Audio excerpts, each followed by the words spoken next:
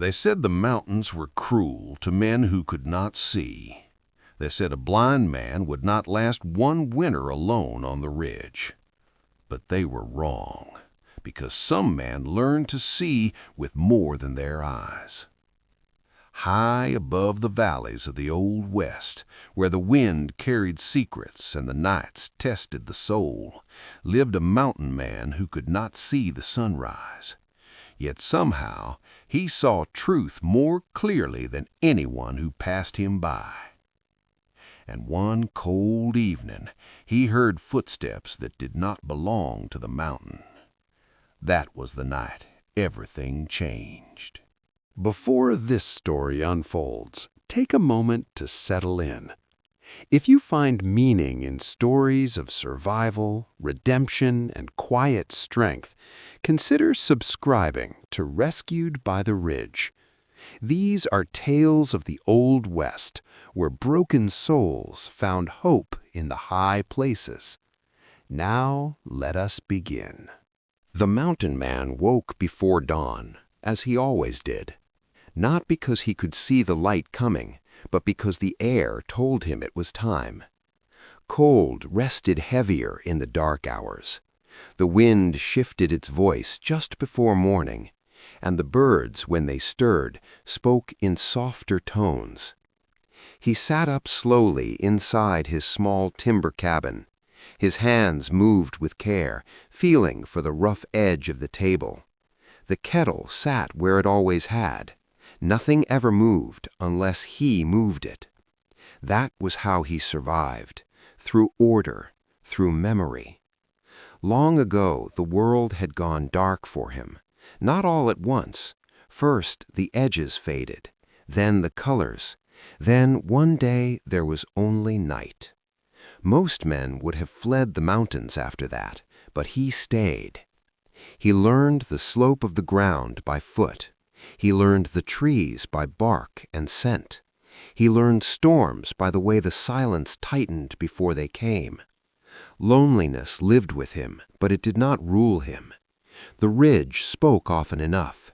The wind kept him company, and memory filled the quiet spaces. He warmed his hands near the hearth and listened.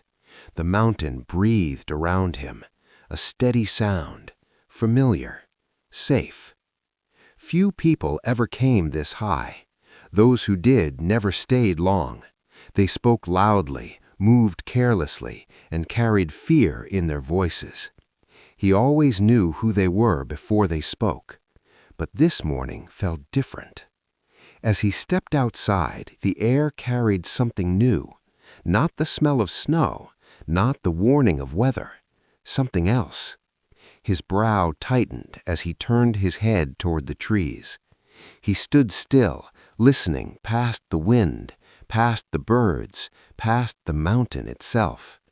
There it was, a sound that did not belong. A footstep. The footstep came again, then another. It was uneven, careless, not the way the mountain walked. She moved like someone who had been walking too long, like someone who did not know where to place her feet anymore. The mountain man did not call out. He stood still and listened. The sound drifted closer, then stopped. Breath followed, quick, shallow. Fear had a sound. So did exhaustion. She had not meant to come this far. No one ever did. The trail had thinned, then vanished, and the ridge had risen around her like a wall. Her boots were heavy with damp earth. Her legs ached with every step. Each breath burned colder than the last. She had left at first light, thinking distance would save her, thinking the past could not follow her uphill. But the mountains had no mercy for wishes. By midday she had lost the path. By evening she had lost hope. She stopped when she saw the cabin. It looked small against the trees, old, weathered. For a long moment she only stared. Then doubt crept in. No smoke, no sound. She stepped closer. That was when she felt it, the sense of being known. "You're standing on loose stone," a calm voice said. She froze. Her heart leapt hard against her ribs. She turned, searching for the man who had spoken. He stood a short distance away, still, facing her. His eyes did not move. She took a step back. Another stone shifted beneath her boot. "Easy now," he said. "Don't move too quick. The ground gives way there."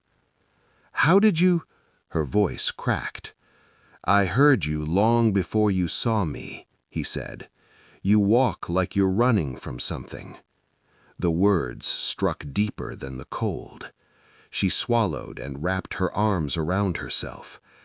"I didn't know anyone lived out here." "Most don't," he replied. Silence stretched between them. The wind passed through the trees. She studied him, the worn coat, the stillness, the way his gaze never found hers. "You're blind," she said softly. "Yes," he answered, "and you're lost." Her breath caught.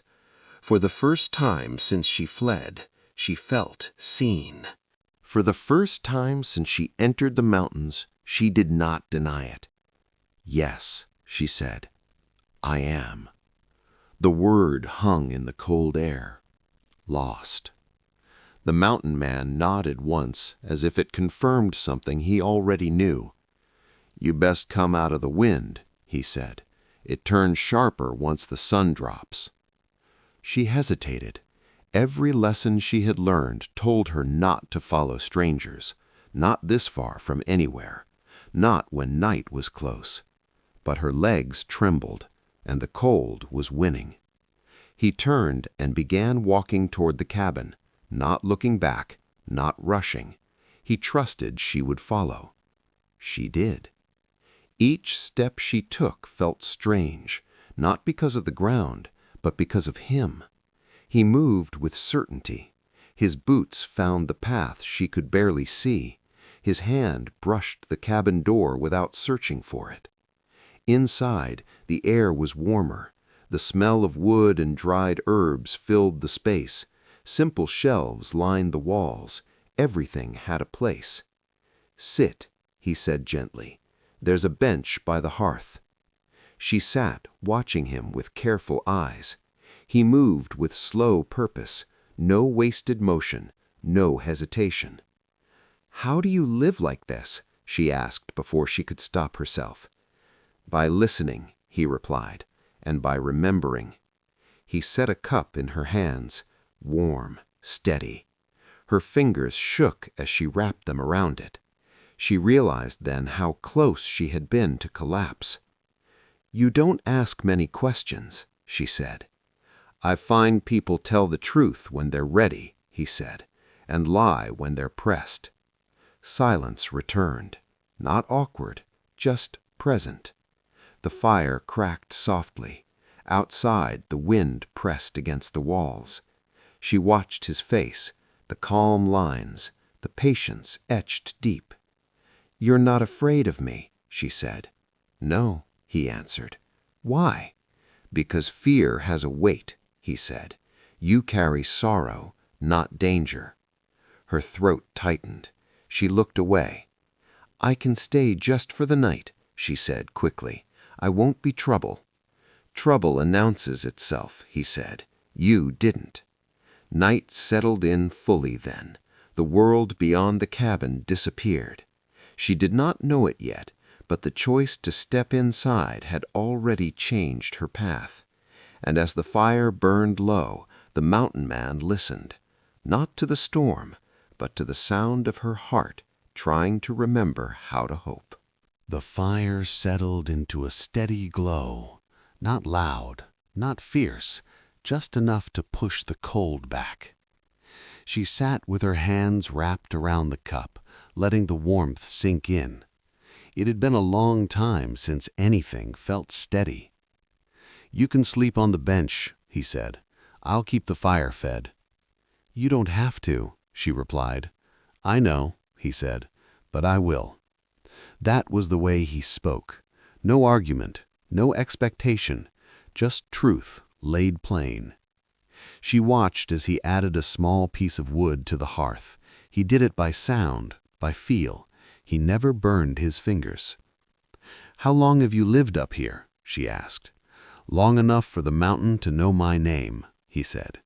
She smiled faintly at that, the first smile she had allowed herself in days.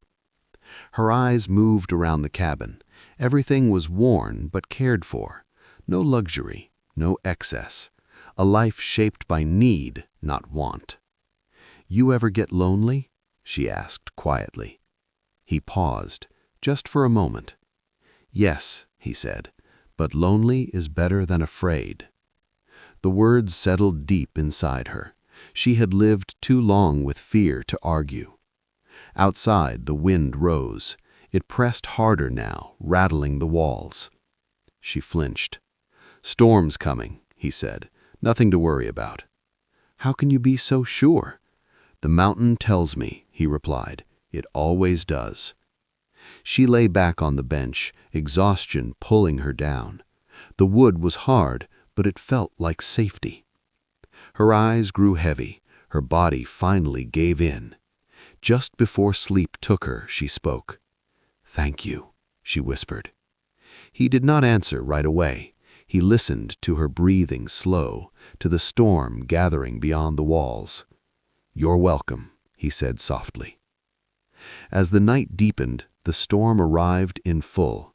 Wind howled, snow struck the cabin like thrown sand. The ridge tested everything that stood upon it. He sat awake, tending the fire, listening to the storm, listening to her. And as the hours passed, a thought took shape in his mind, quiet, unwanted. By morning, the mountain would not let her leave so easily, and neither, he feared, would his heart. Morning did not arrive with light for him. It arrived with sound. The storm had passed. The wind had softened its voice. The mountain exhaled. He rose quietly and stirred the embers back to life. The cabin warmed once more. She shifted on the bench and drew a slow breath. When she opened her eyes, the world felt still. Too still. "How long did I sleep?" she asked. "Long enough," he replied. "You needed it." She sat up and rubbed her hands together. The storm's mark was clear now. Snow pressed thick against the door. "I should go," she said, though the words lacked strength. He turned his head slightly. "Not today." "Why?" "The ridge closed its paths last night," he said. "It does that when it wants you to stay." She looked at the door again. Part of her felt relief. Another felt fear. "What if it stays closed?" she asked. "Then we wait," he said. They shared a simple meal. Dry bread, warm water, enough. She studied him as he ate, the way he held the cup, the calm in his posture. "Can I ask you something?" she said. "You already have," he replied gently. She smiled, then grew serious. "How did you lose your sight?" His hands stilled, only for a breath. "Time," he said, "and the mountain." He leaned back against the wall. "I was younger when it began. I thought strength was enough. I pushed too hard, ignored the signs." He paused. "By the time I listened, it was too late." "Do you miss it?" she asked. "Sight?" "Yes." He thought for a long moment. "I miss believing I understood the world," he said. "Losing my sight taught me I never did." She felt something loosen inside her chest. "You see people differently," she said. "I hear what they hide. I feel when their words don't match their heart." He turned toward her then, not with eyes, but with attention. "You carry guilt," he said. "It's heavy, but it isn't all you are." Her breath caught. "I didn't tell you that," she whispered. "No," he said, "but you will." Outside, snow began to melt. Water dripped from the eaves. Change was coming, and neither of them could stop it now. The drip of melting snow marked the passing of time. Slow, steady. She sat with her hands folded in her lap, staring at the floor. The words pressed against her chest, waiting. "I didn't plan to tell anyone," she said at last. "I know," he replied. She drew in a breath that shook. "I left a life behind," she began. "Not because I was brave, because I was tired." He did not interrupt. Silence was his way of making room. "I was always trying to be someone I wasn't," she said. "To please, to belong, to fix things that couldn't be fixed." Her voice faltered. "When it all fell apart, they looked at me like I was the cause." She swallowed hard. "So I ran." The word echoed. "I thought distance would make it hurt less," she continued, "but every step up the mountain made it louder." He nodded slowly. "Pain doesn't lose the trail so easily," he said. She let out a small, broken laugh. "I guess not." She lifted her gaze to him. "You don't think I'm weak?" "No," he said without hesitation. "I think you're standing." The simplicity of it undid her. Tears welled, but she did not hide them. "I don't know who I am without all that weight," she admitted. "You don't have to know yet," he said. "You just have to breathe." They sat together as the fire crackled. No rush, no fixing. Outside, the ridge shimmered with melting snow. The storm's hold loosened. Most folks only see what's in front of them. They miss what's beneath. She nodded. "That's what you see," she said. "I listen," he replied. A knock of wind passed against the cabin, gentler now. She rose and moved toward the door, not to leave, just to look. The world beyond felt closer than before. "I don't want to be lost anymore," she said quietly. He stood then, careful and sure. "You're not," he said. "You're just between places." She turned toward him. For the first time, it believed it might be true. But outside, the mountain shifted, and a new test waited beyond the door. The mountain did not announce its trials. It simply changed. The air grew thinner by noon, not colder, sharper. He felt it in his chest before the wind spoke. "Something's moving," he said.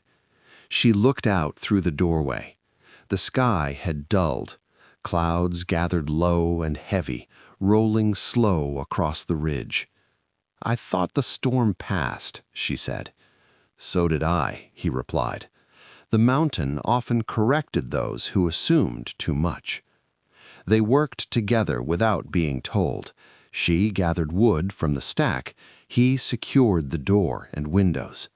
Trust moved between them like a quiet agreement. By mid-afternoon, the wind returned, not fierce, persistent. Snow did not fall, but the cold crept back in, settling deep. "We may need to move lower," she said. He listened, to the wind, to the ground. "Not yet," he said. "The ridge isn't done speaking." As the light faded, a problem revealed itself. Water. The melt had slowed. The sound of dripping stopped. She noticed his stillness. "You hear something wrong," she said.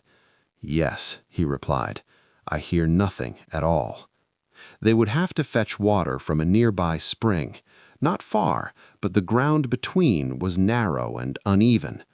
"I'll guide you," she said. He nodded. "And I'll listen." They stepped outside together. The wind pressed against them, testing resolve. She walked ahead, describing the path. 2 steps left, now down, careful. He followed without question. Trust given, trust returned. At the spring, the water flowed thin but steady, enough. As they turned back, the wind shifted again, stronger now. Her foot slipped on stone. she gasped.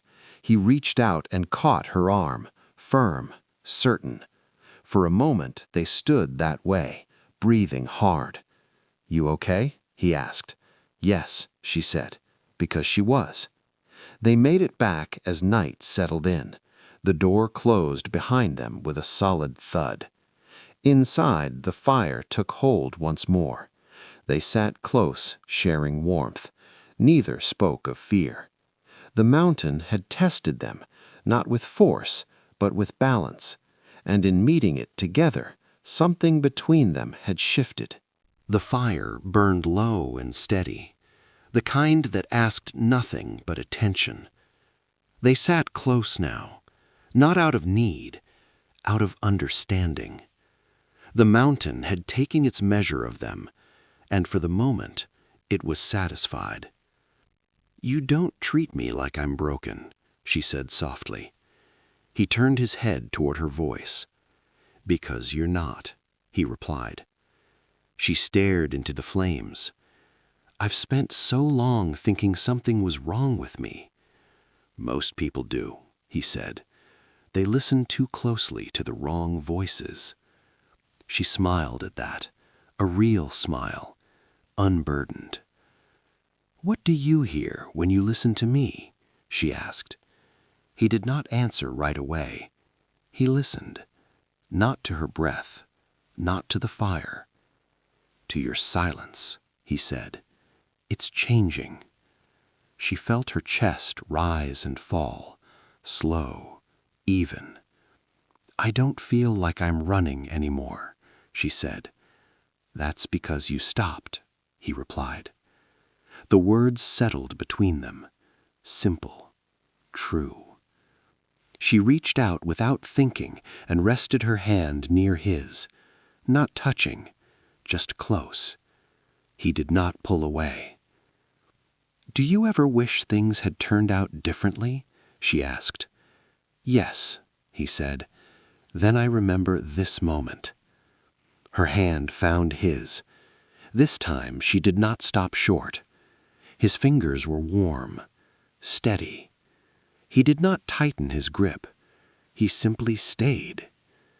"I think you see more than anyone I've known," she said. "I think," he answered, "you're finally letting yourself be seen."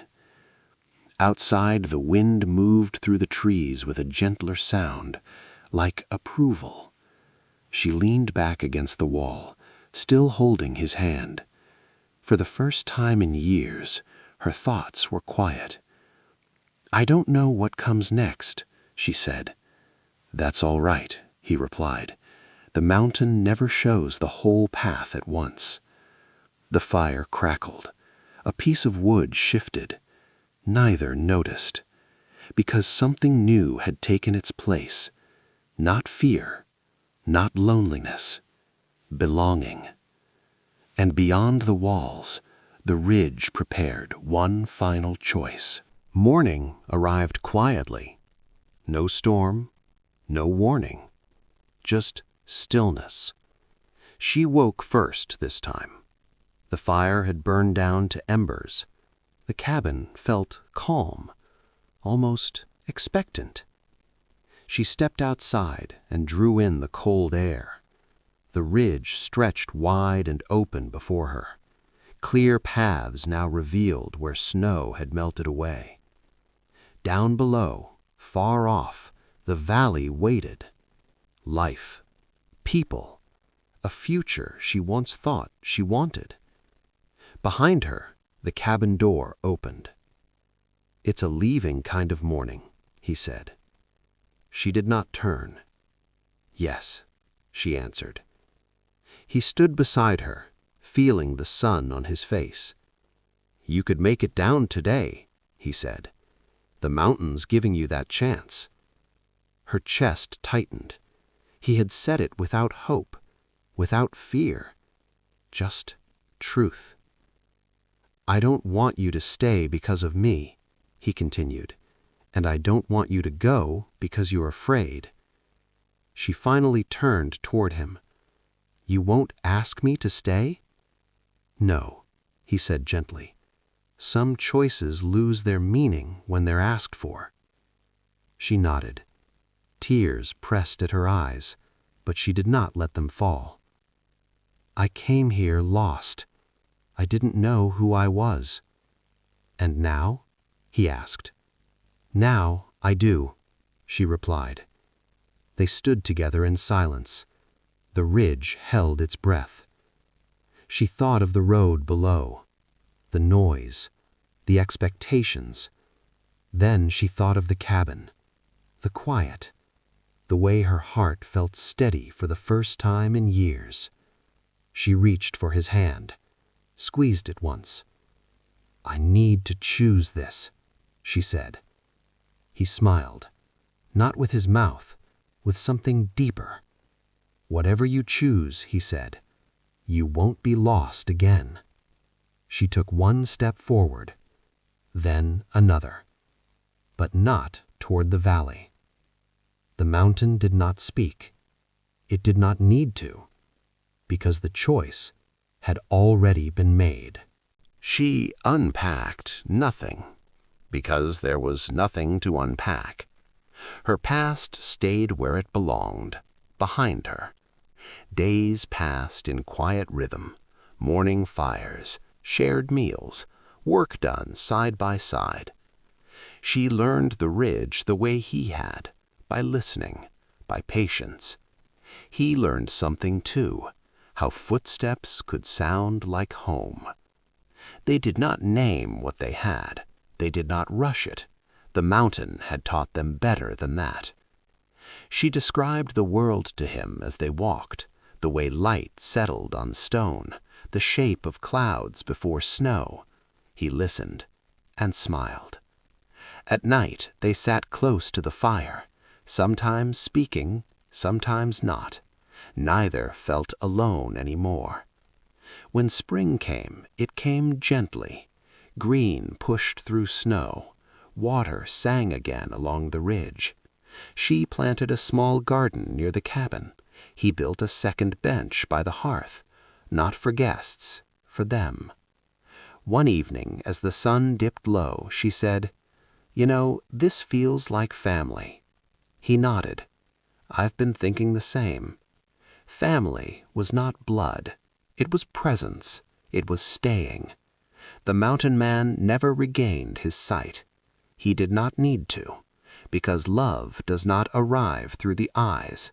It arrives through listening, through choosing, through shared silence. And on that ridge, high above the world that once rejected them, two lost souls stopped wandering, not because the mountain saved them, but because they finally saw each other. If this story moved you, I'd love to hear your thoughts. What moment stayed with you the most? Let me know in the comments below. If you enjoy stories of the Old West filled with survival, redemption, and quiet hope, please consider liking this video and subscribing to Rescued by the Ridge. Sharing the story helps others find these tales too. And don't forget to explore the playlist for more mountain stories just like this one. Until next time, take care of yourself, and may you always find your way home.